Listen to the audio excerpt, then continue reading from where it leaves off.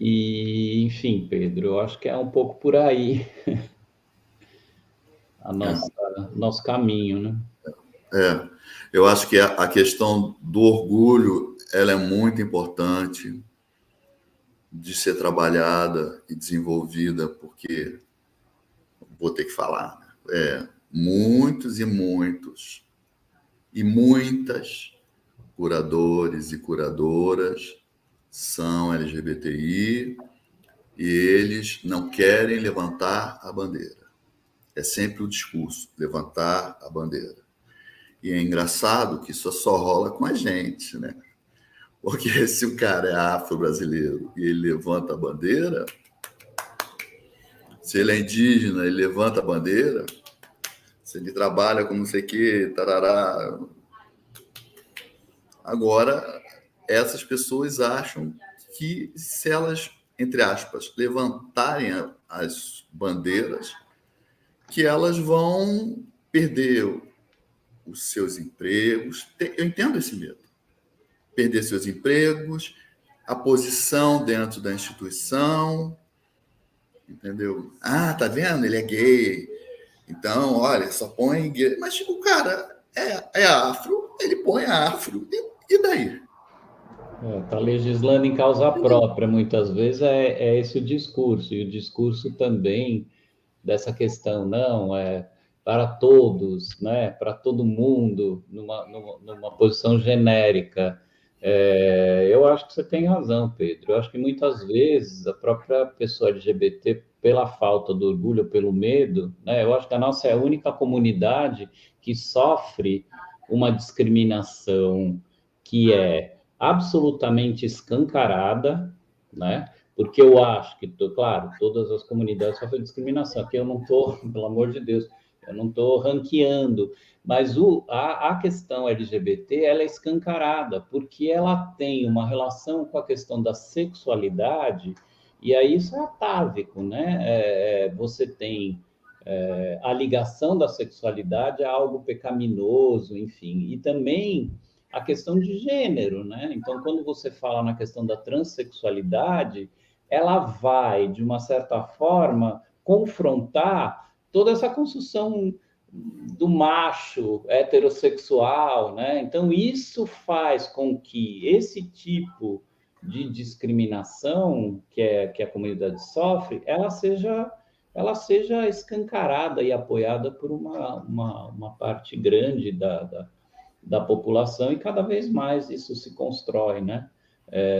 Enfim, acho que é bastante complexo a gente pensar que a gente, hoje, né, o que a gente está vivendo e o seu relato, isso não tem muita mudança, né? Eu acho que você tem um ganho aí histórico de direitos, de liberdade, mas isso ainda, e principalmente no Brasil, ele é muito frágil, né? Porque a gente viu recentemente tudo que aconteceu, vão desmontando, né, essa relação. Você percebe que a questão do racismo ela se fortaleceu, a questão de gênero também se fortaleceu bastante, né?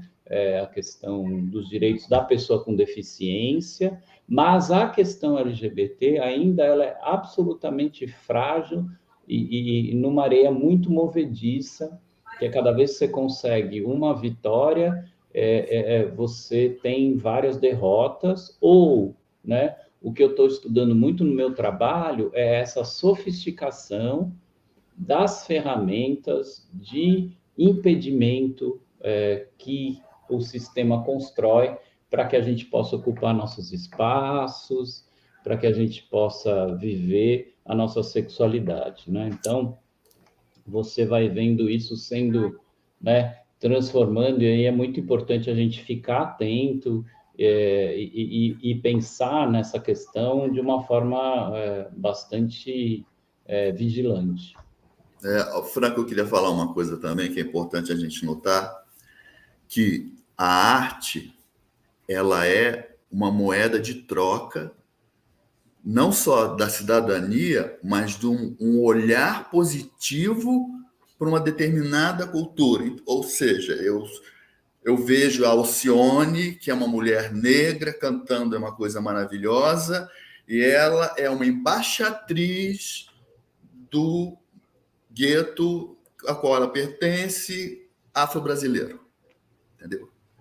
Então, assim, o Ailton Krenak também é uma pessoa e maravilhosa, etc. Tá lá. Então, ele é a arte dele, o discurso dele, ele é uma moeda de troca. Ele representa uma minoria. Então, assim, uma obra LGBTI que circula por museus, que circula por galerias, que aparece dentro de uma Bienal, entendeu? Ela está falando em nome de milhares de pessoas e está levando uma visão positiva sobre aquela comunidade. Isso é importante. Você tá coberto de razão, e aí a gente volta na questão do orgulho, né? E aí você também tem uma questão, a gente não pode perder essa perspectiva, que sempre isso é uma disputa, né? É uma disputa de poder na relação da sexualidade, né? Então, a heterossexualidade tenta impor né, seus dogmas, suas construções, a questão né, do homem em relação à mulher, a gente tem ali uma disputa, a relação também cultural, né, entre Europa e América, enfim, tudo isso que a gente sabe, né, que acontece. Eu acho que nessa questão nossa, da comunidade LGBT, não tem nada de diferente disso, né? É uma disputa de espaço, é uma disputa de poder, é uma disputa de narrativa, né? A gente sempre pergunta que memórias são preservadas, né? Quais a memória? Que memória que você escolhe preservar, né? Enfim, é um pouco por aí, você está coberto de razão. Você ter modelos positivos, isso é fundamental para uma construção de uma imagem ou de uma história boa, né? Que seja importante.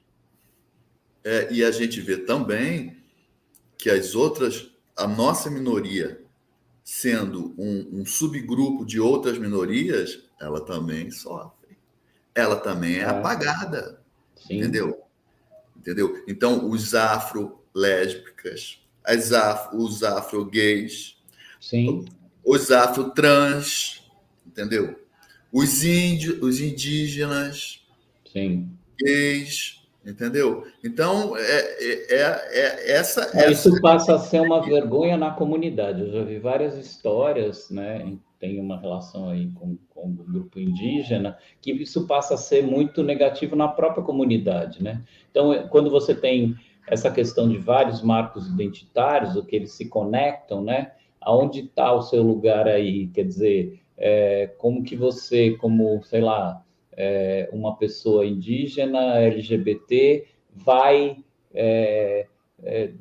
reivindicar a sua questão indígena, se isso nem para o lugar que você está da sua comunidade, se é positivo, né? É muito complexo isso, né? É uma longa discussão. Importante.